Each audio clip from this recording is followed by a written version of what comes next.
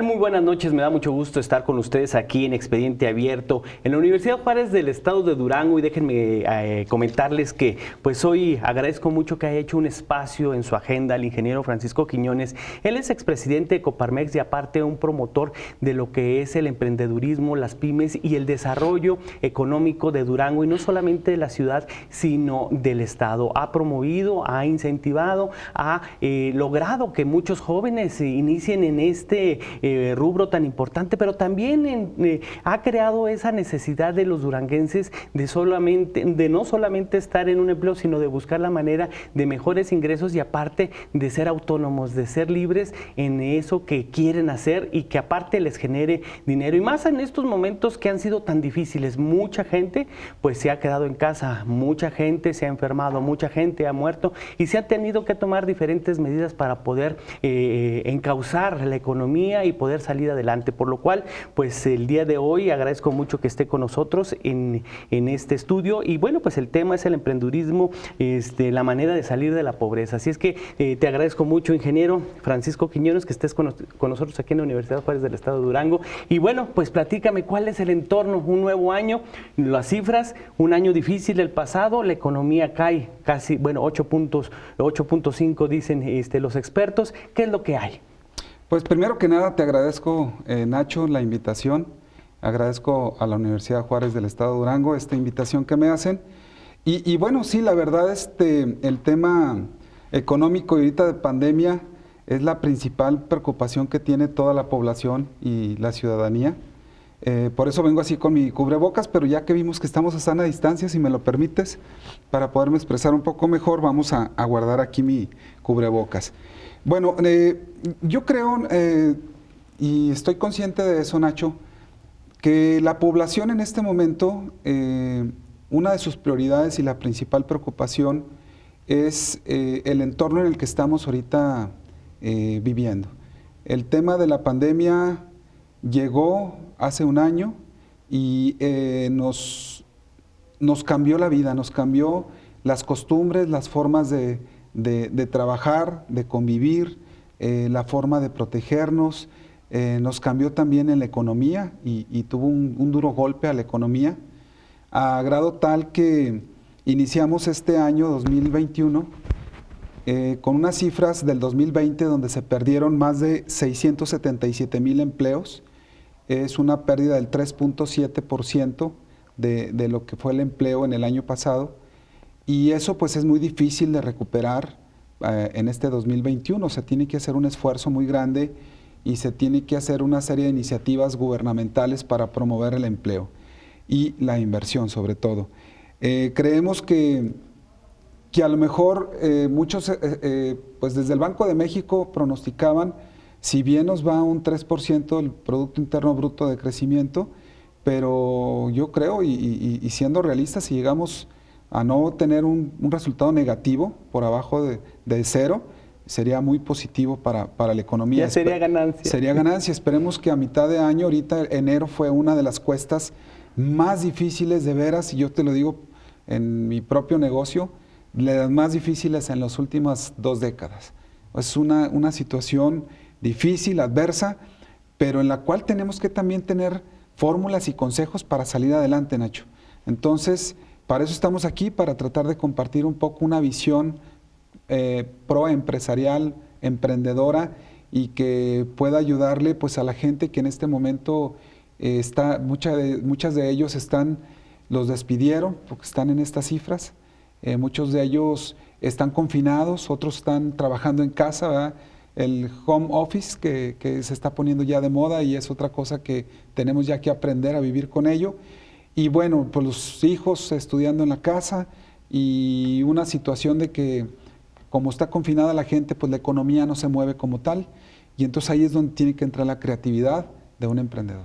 Hace unos días platicaba yo contigo y me llamaba mucho la atención tu visión de que el empresario le gustan los retos, ¿no? Y el emprendedor es el reto. Y ahora el mayor reto es la pandemia, donde muchos han sido muy creativos y han utilizado redes sociales y han buscado la manera de poder difundir sus servicios, sus productos, y que les ha funcionado muy bien. O sea, la madre de la inventiva pues son las necesidades, es la crisis, y en esta ocasión pues los emprendedores con ese otro chip han logrado cautivar a los mercados. En este tema, ¿cómo cambiar de chip, dejar de ser el trabajador tradicional a buscar soluciones? Porque el emprendedor soluciona problemas. Bueno, ahí por ejemplo yo podría dividir lo que es esta innovación que se le tiene que meter a los negocios en dos aspectos. Primero que nada, entender el que apenas está emprendiendo y que tiene la necesidad de tener un ingreso y por eso va a emprender o se va a decidir a esa situación, apenas arrancar una empresa o una microempresa, o aquel que ya tiene su microempresa o su empresa y que tiene que innovar por las circunstancias. En ambos casos yo creo que tenemos que ir de la mano de las tecnologías.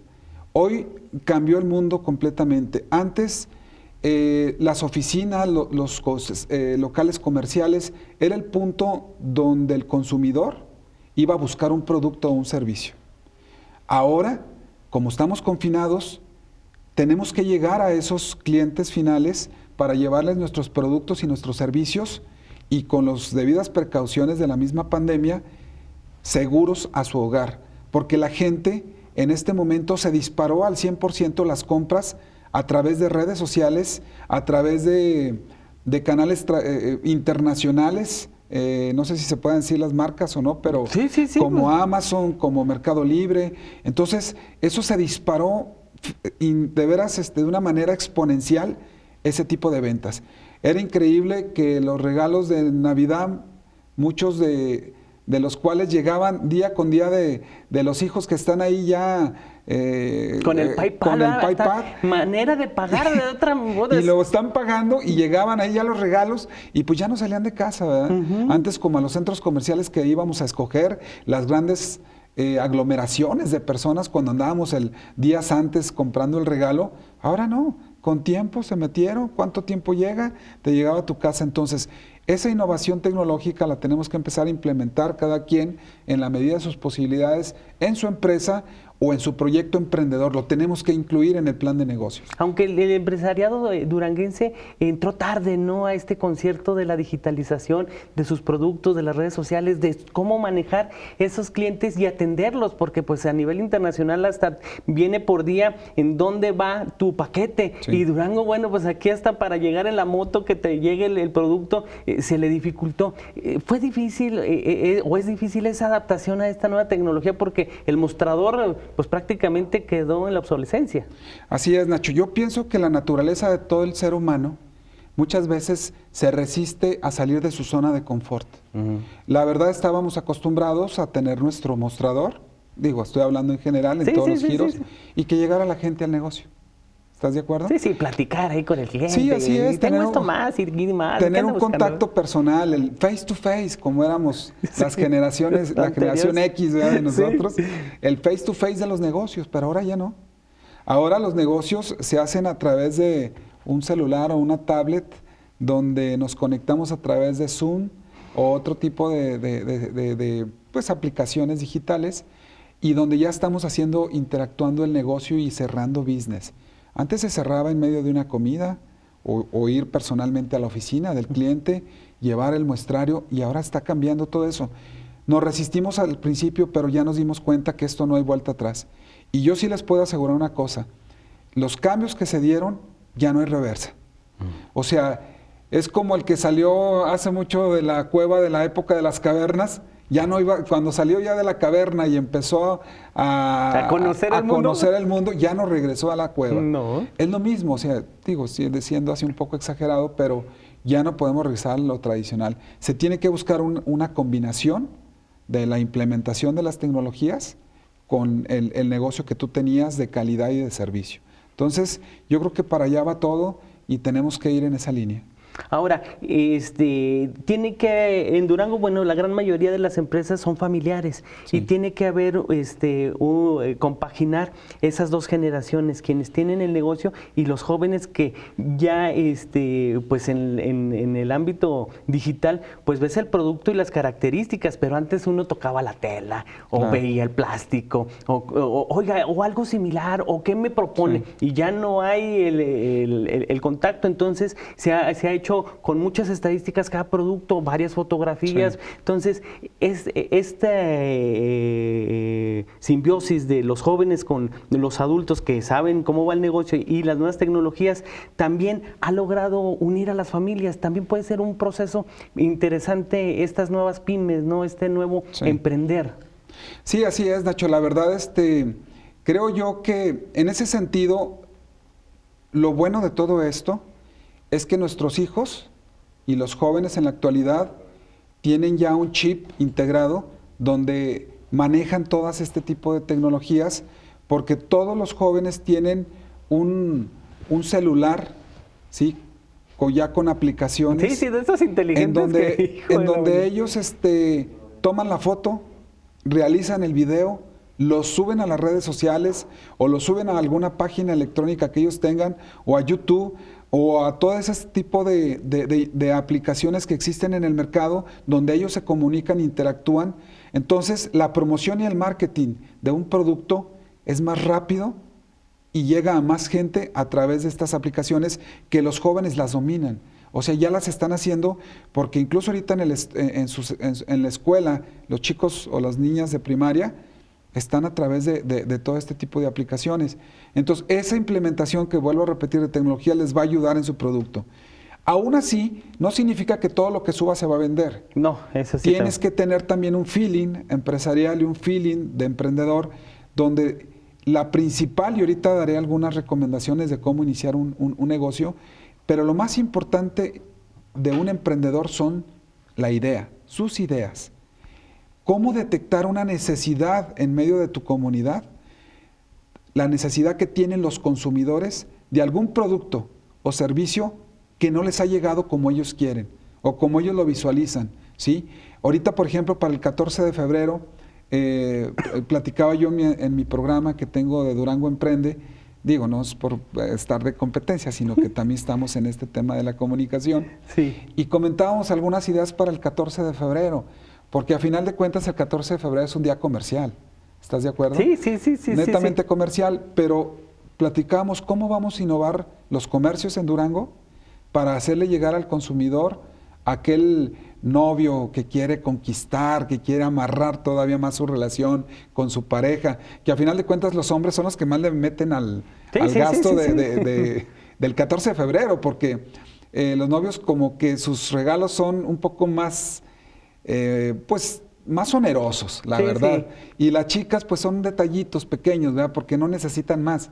El hombre es el que tiene que ir sobre la... Bueno, yo creo que en eso no ha cambiado todavía las costumbres. No las costumbres, sin embargo, pues esa ¿Sí? modalidad de mantener el noviazgo, porque se separaron las parejas durante muchos meses y entonces ahora nomás chatean, pero o whatsappean, como dicen ahora, pero se da este 14 de febrero, como lo fue en Navidad, pues mandarle un presente, ¿verdad? Entonces ahí es donde entran ustedes. Sí, ahí es donde entra lo que estábamos comentando, esta innovación. Y yo creo que, por ejemplo, hablando de este tema del 14 de febrero, yo creo que las empresas que puedan ofrecerle a los clientes productos más personalizados, como que ya no, por ejemplo, tú antes ibas a una tienda que ya hay pocas, de regalos de osos de peluche y cartas, y te acuerdas que había hasta cartas ya hechas, escritas, ¿sí? En donde tú ya nada más escogías el mensaje, le llenabas ahí algo personalizado y se la llevabas la carta. ¿Sí? Pues eso quedó atrás ya, mucha gente no lo usa. O lo usa la persona que está clásica, ¿no? De que sí es retro y que le gusta ese tipo de detalles. Sí, pero somos los menos. Somos los menos. Entonces, ya el ver en estos tiempos cómo mandarle a lo mejor el desayuno a su oficina, a aquella persona querida, o si está trabajando en casa, mandárselo hasta su casa, son detalles que dices, oye, no, esto la verdad está innovando y eso es lo que hay que enfocarnos. En el tema textil, que es mi experiencia. ¿Qué te parece si vamos a una pausa? Ahorita me platicas de tu experiencia y también de esos tips de tu experiencia como líder empresarial, que conoces muchos giros de los negocios y aparte de lo que se necesita en esta nueva normalidad. Le digo, estamos aquí con el ingeniero Francisco Quiñones, expresidente de Coparmex, promotor y también comunicador de lo que es la forma de pensar que es distinta del emprendedurismo. Vamos a una pausa, seguimos aquí en Expediente Abierto.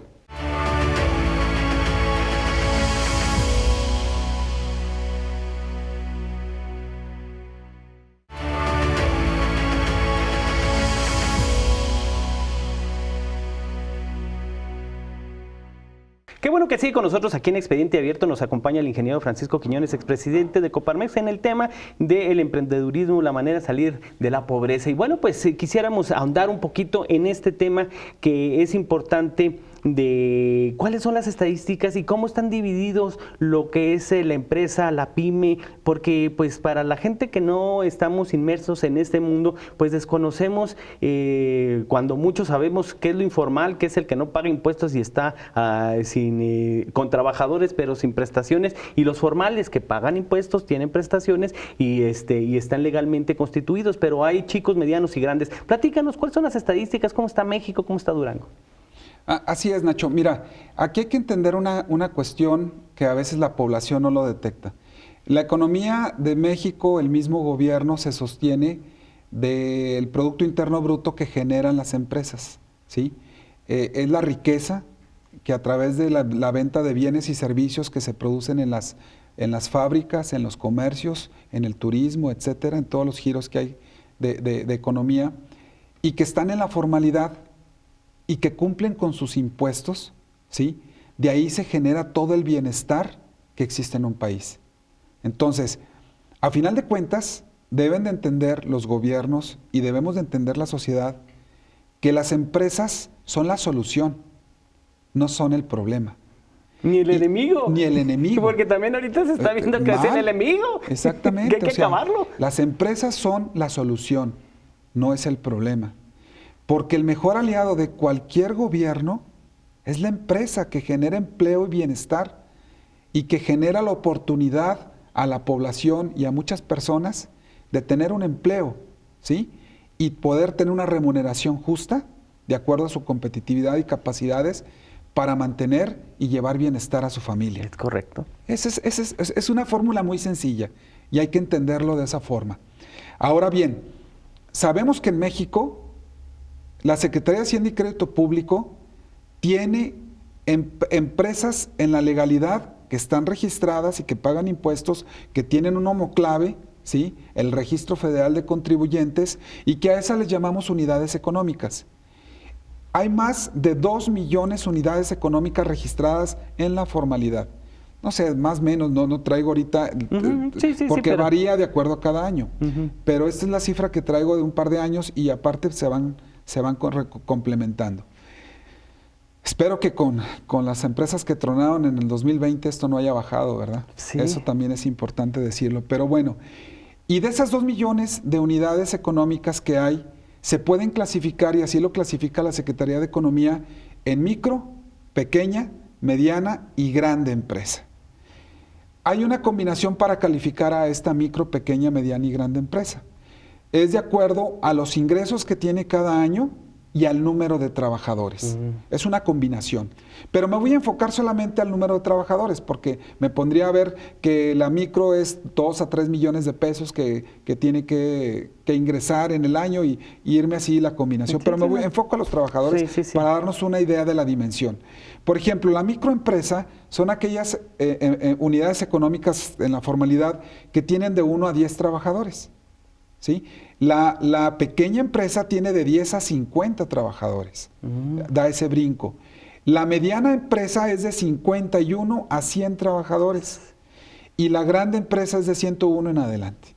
Esas son las grandes empresas. Que son las menos. Que son las menos. Si tú te pones aquí en Durango a ver cuántas grandes empresas tenemos y te vas a dar cuenta que no llegamos ni al punto 10%, punto 15%, de veras. O sea, son muy pocas. O sea, industrias tractoras mayores de más de 100 trabajadores son muy poquitas Sí, en Durango. sí.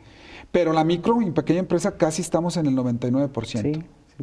Ahora, es importante ver que, por ejemplo, de estas 2 millones de unidades económicas, el 0.5% son grandes empresas en México. No estoy hablando de Durango. En México.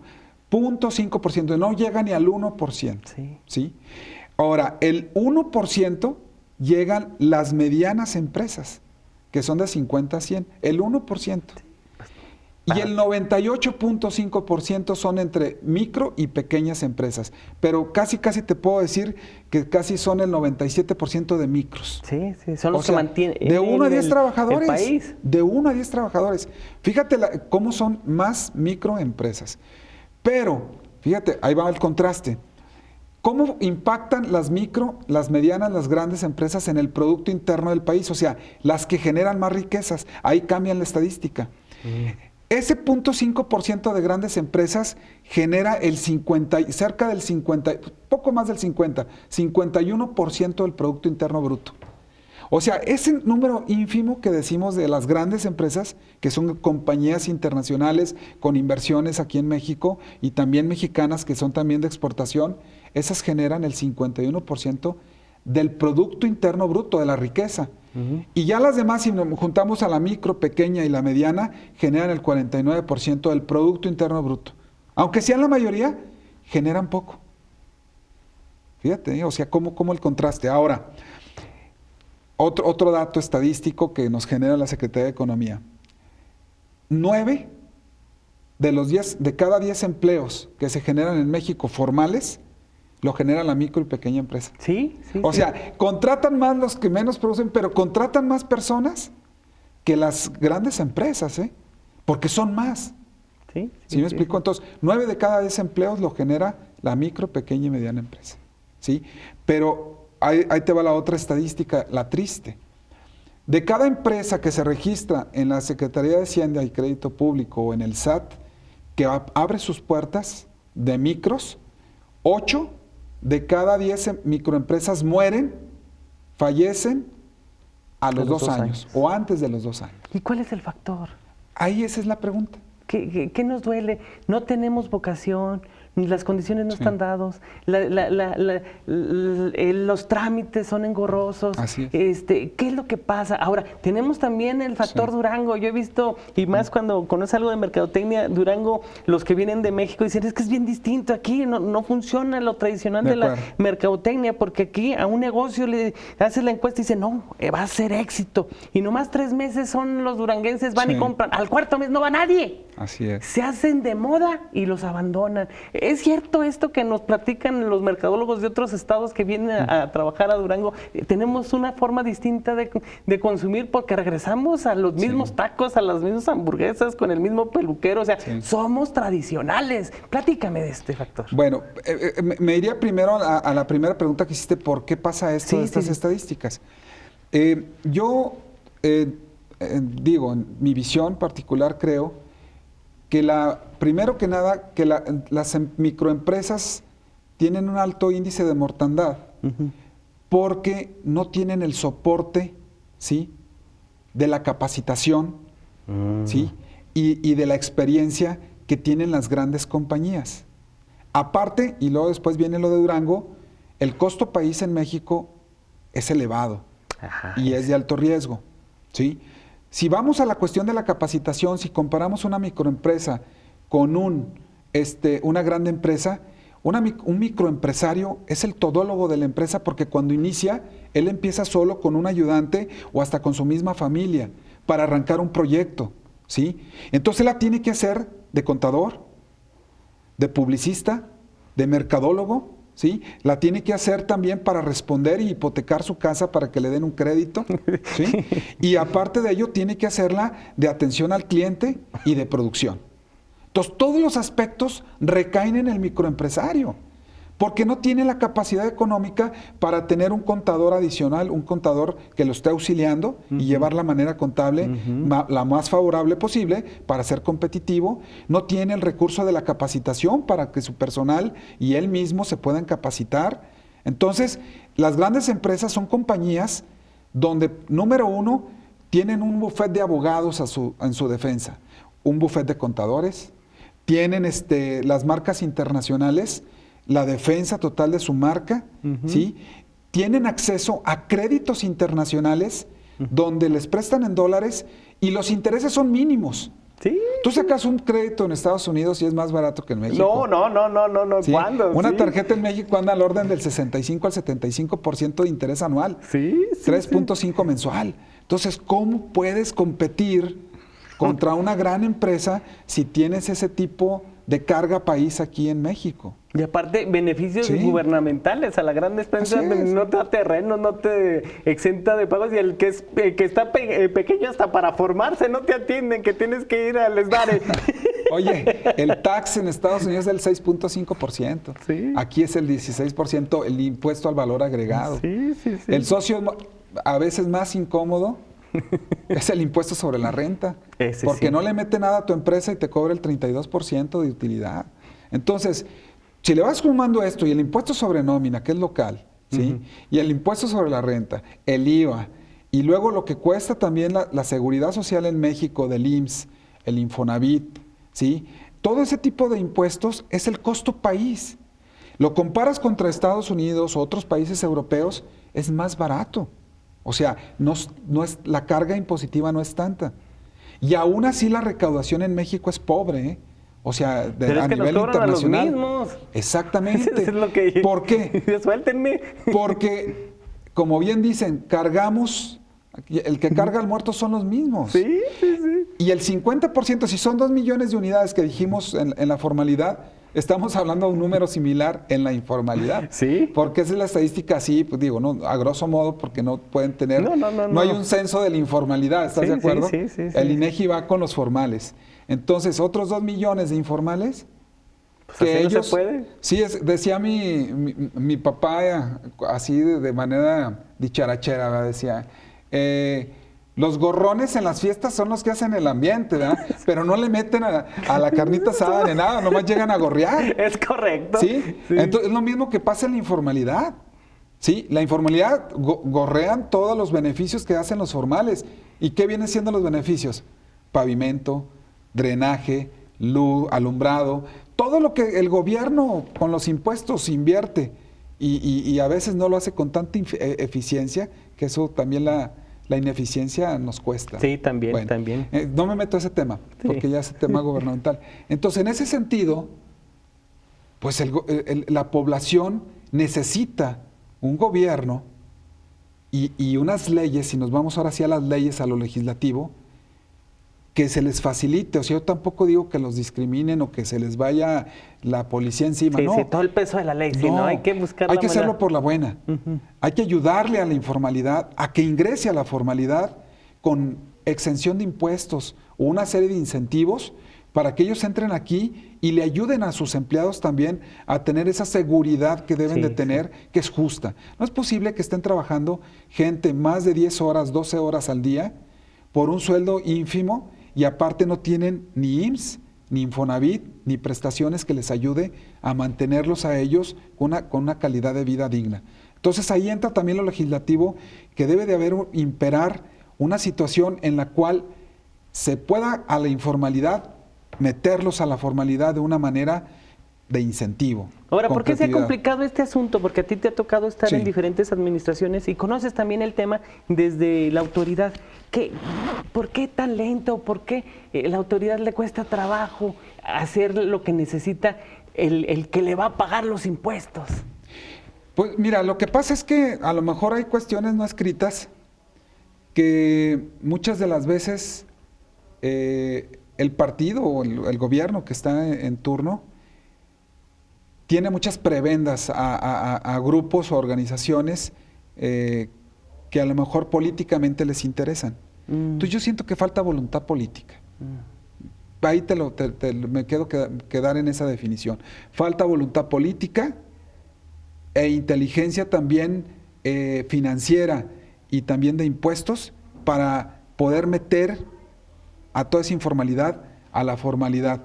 Y digo paulatinamente, no se puede hacer todo de la noche a la mañana. Roma no se construyó en un día. Entonces hay que hacerlo poco a poco, pero que haya voluntad política. ¿Qué te parece si para irnos a la pausa y cuando regresemos nos platicas sobre esto que CODEDUR está proponiendo de un nuevo marco legislativo para el desarrollo económico de Durango? Eso normativo tengo desde que soy reportero, que siempre se está cambiando y nunca ha sido la medida especial o la necesaria para los empresarios. Pero eso tú me lo platicas, que tú eres el experto en eso. Así es que yo le invito a hacer una pausa. En un momento continuamos aquí en Expediente Abierto. Tenemos de invitado al ingeniero Francisco Quiñones, expresidente de Coparmex, el tema emprendedurismo, la manera de salir de la pobreza. Vamos a una pausa y regresamos.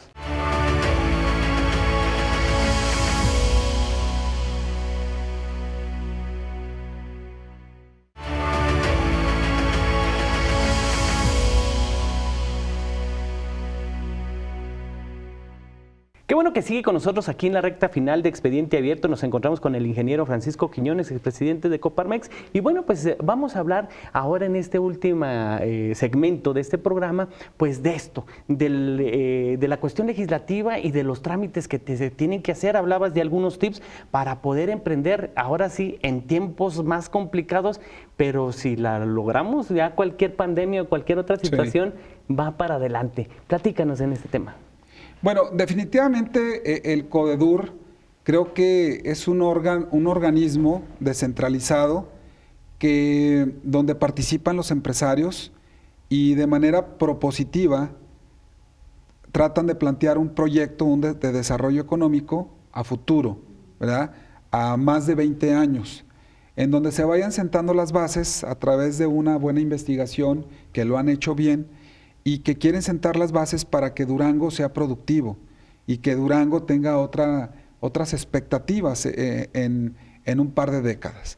Se me hace correcto, desde luego, la legislación o el tema legislativo es la base también del desarrollo, porque ahí se sientan las reglas, las leyes para la promoción económica, ¿sí? Y la atracción de inversiones en Durango, y que se fomente, pues desde luego, el dinamismo económico en la entidad.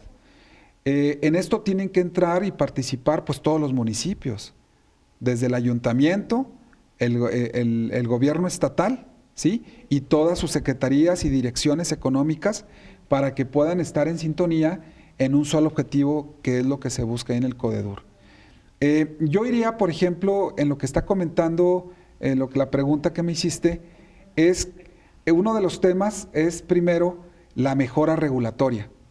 Y hablar de la mejora regulatoria es que debemos, en todos los municipios, ¿sí? A la hora de aperturar un negocio, ¿sí? Que tú vas aquí a la Carnecho, no, a la presidencia municipal, y inscribes tu empresa, ¿sí? Y que no exista tanto burocracia ni trámites para que puedas tú, ¿sí? Abrir de manera rápida. Pues sí, que tienen que ir los bomberos y que tiene que ir el del agua, y lo que tiene que ir los inspectores, van como 7 diferentes verificadores. Ahí es lo que, esa oficina se llama el SDARE, ¿verdad? Que es donde aperturas una empresa. Y sí se puede mejorar, la mejora regulatoria va encaminada a ser altamente eficiente y productivo a la hora de atender a un emprendedor que quiere aperturar. Y le tienes que facilitar las cosas.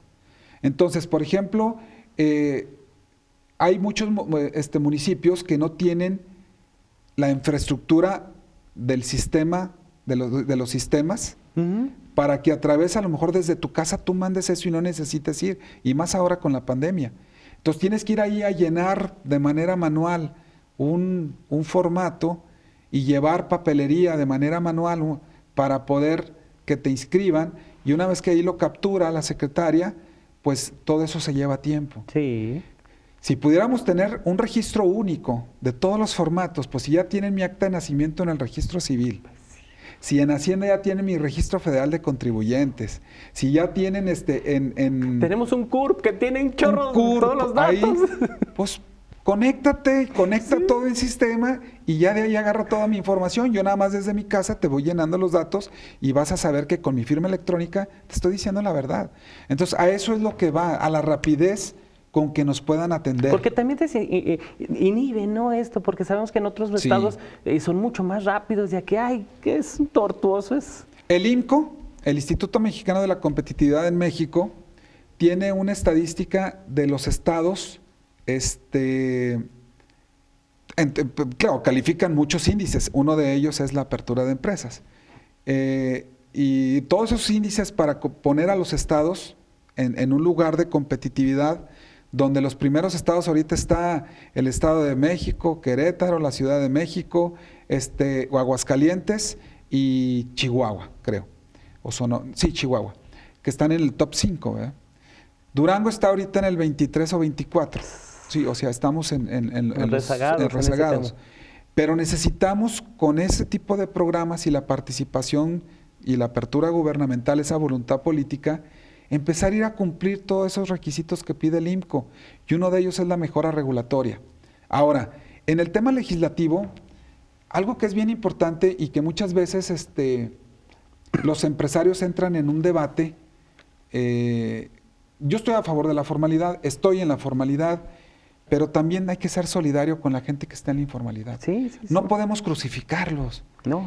Y ahí es donde entra un debate ideológico de la izquierda y la derecha, donde no debería de ser, ¿eh?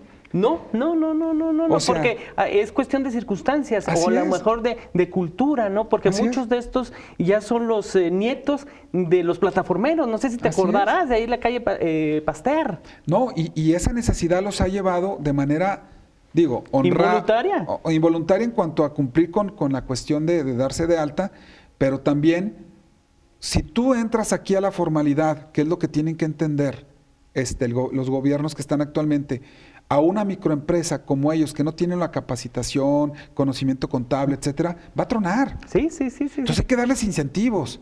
Y de entrada es una lucha que tiene que ser más competitivo en la cuestión de impuestos, y vuelvo a mi tema del costo país, en donde tienen que bajar los impuestos para que la gente y las microempresas puedan sobrevivir en este marco jurídico y en este marco hacendario y legal que existe. Pero ¿cómo hacerle si ahora el presidente se está gastando los ingresos de todas las empresas y también está crucificando a los empresarios? Los pone como que son los explotadores de los trabajadores, cuando pues se busca una armonía, trabajador y empresario van de la mano. Si se cae uno, se cae el otro, y si se cae el trabajador, se cae también la empresa. O sea, tienen que entender ese asunto. ¿Por qué ese divorcio?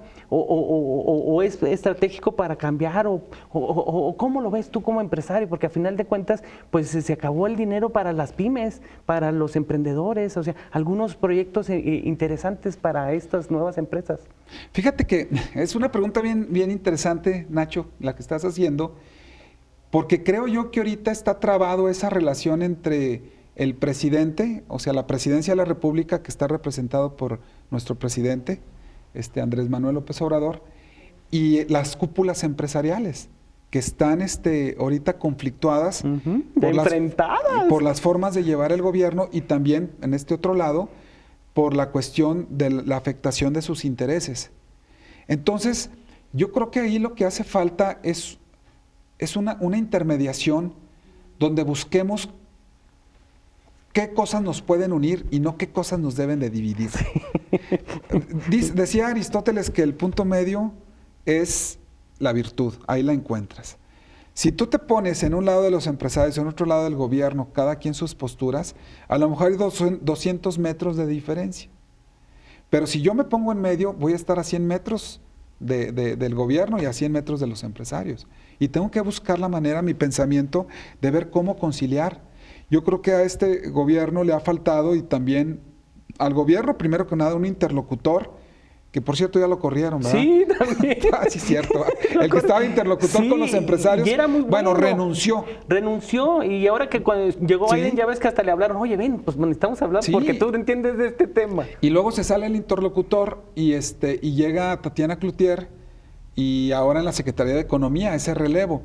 Esperemos que a lo mejor pueda conciliar ahí. Sin embargo, ella es una figura política, no es una figura empresarial. Como su papá. O su papá. Su papá Manuel Cloutier, imagínate que en paz descanse, era un líder empresarial. Pero una cosa es... tremendo, una cosa es una cosa. Porque el que se fue, a final de cuentas, es de la vieja guardia de los empresarios y tenía voz y voto dentro, y todavía la tiene, o sea, se le respeta al señor. Sin embargo, a Tatiana, pues, aunque se asesoró bien, ya vimos que hizo algunos ajustes para poder conciliar las cosas, porque sin los empresarios no hay trabajo y no hay riqueza. Así de fácil. Así es. Yo creo que tenemos que esperar que haya esa madurez también empresarial con los nuevos cambios que vienen en el Consejo Coordinador Empresarial, con el cambio que hubo en Coparmex, estoy hablando de las cúpulas empresariales, y donde puedan entrar con esa actitud de decir, buscar siempre esos nexos. Aunque ha demostrado más la iniciativa privada, esa actitud madura de decir, oye, pues sí queremos chambear, queremos trabajar junto con el gobierno. Y el gobierno muchas de las veces necesita equipo. Yo creo que la Presidencia de la República necesita más equipo en el tema empresarial para que pueda conciliar y ayudar y en equipo sacar adelante al país. Yo eso es lo que deseo. Es muy difícil yo decirte porque no tengo ni tengo el conocimiento ni la experiencia nacional de cómo se están manejando los intereses, pero es lo que percibimos, ¿verdad? Ahora, para Durango, ¿cuál sería la fórmula? ¿Cuáles serían los tips? ¿Qué hay que hacerle? Porque pues desde que queremos industrializar Durango, la supercarretera iba a ser la solución, no lo fue. Ahora se habla de un tren, ya se nos fue don Pedrito, pero pues que con el tren, ahora de Temec va a lograrlo. ¿Qué le faltó a Durango? ¿O ya no vamos a industrializarlo y que siga siendo la laguna? ¿Qué le faltó? Mira, se le apostó por sexenios anteriores a que la carretera o supercarretera Mazatlán, que iba a ser interoceánica para llevarnos para allá hasta el Golfo, iba a ser un eje comercializador, ¿verdad? Y aparte por nuestra cercanía con los Estados Unidos, la frontera más grande, y con el puerto también, que es una de las propuestas que se tenían de gran calado en Mazatlán, pudiera eso complementar el tema de Durango, ¿verdad? Pero yo creo que estar esperando esa industrialización nos va a llevar al sueño de los justos, o como, a dormirnos. A dormirnos. Entonces yo creo que con lo que tenemos que salir adelante. Durango es una ciudad colonial que se le puede explotar de manera turística, ¿de acuerdo? Sí. Si ahorita no se industrializa, el tema turismo, hay que apostarle a ello. El tema, por ejemplo, las bondades que tiene Durango de la Sierra Madre Occidental, ¿sí? Esa hermosura que tenemos ahí, muchos empresarios ya lo han experimentado y se han metido al tema ecoturístico y de cabañas, donde ha sido un éxito tremendo, ¿sí? Entonces, los gobiernos tienen que, a través de sus secretarías de desarrollo económico, impulsar ese tipo de temas. Seguir impulsando la atracción de industrias tractoras que ayuden a la industrialización, facilitándoles todas las necesidades, ¿sí? Pero yo me di cuenta, Nacho, que cuando estuve ahí participando en la Secretaría de Desarrollo Económico, que, por ejemplo, cuando se quiere gestionar una gran empresa, que se buscaba una industria automotriz que viniera aquí a Durango en el tema de Kia, que al último se decidió y se fue a Nuevo León, a Pesquerías, un pequeño municipio ahí donde se hizo casi ya una ciudad para los coreanos. Se necesita también mucho de lo que dije hace un momento, de la voluntad política. Y si no hay actores duranguenses que le hablen al oído al presidente, va a ser muy difícil que exista esa voluntad política para que a Durango le puedan llegar esas situaciones. Yo es mi visión, estoy hablando desde mi muy particular punto de vista, de que sí se necesita voluntad política y actores duranguenses que estén a nivel nacional pudiendo influir para que las decisiones que vienen de las industrias, las empresas, se puedan venir acá. Eso pasó la vez pasada. Yo no te digo qué pasó, pero yo te digo, ¿quién era el secretario de Economía cuando se decidió que Kia se fuera para allá? ¿Y Delfonso Guajardo? ¿Y de dónde es Delfonso Guajardo? No, pues tenía que velar por sus intereses, por su patria chica. Digo, ¿no? O sea, por lógica define uno, pues, ¿quién le hablaba al presidente en ese tiempo? Oye, ya para finalizar, ¿cuáles serían los tips que les pudieras dar a nuestros televidentes ahora que inicien un nuevo negocio? Mira, primero, tienen que tener una idea innovadora.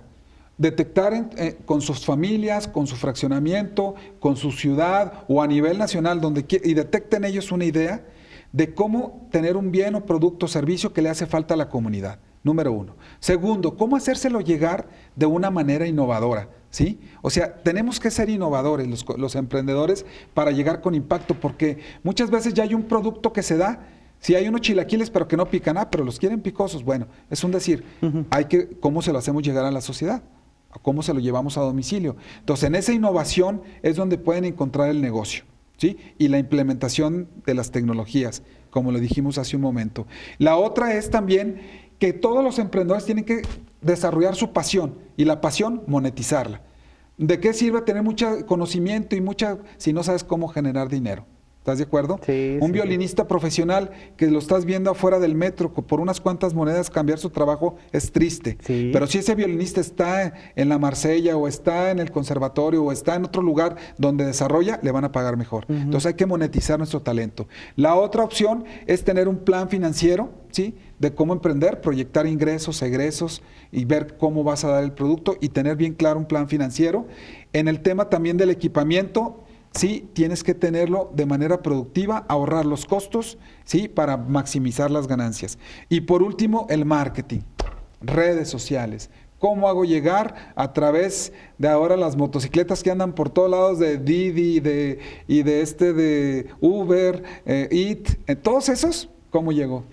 Bueno, pues es momento de agradecerte tu presencia, tus conocimientos y aparte tu plática tan amena de lo que te apasiona, que es el emprendedurismo. Te agradezco mucho, ingeniero Francisco Quiñones, que has estado con nosotros aquí en la Universidad Juárez del Estado de Durango. Y a ustedes, amigos televidentes, soy el periodista Ignacio Mendil. Yo le invito a que me acompañe la próxima semana con otro tema interesante para ustedes aquí en Expediente Abierto.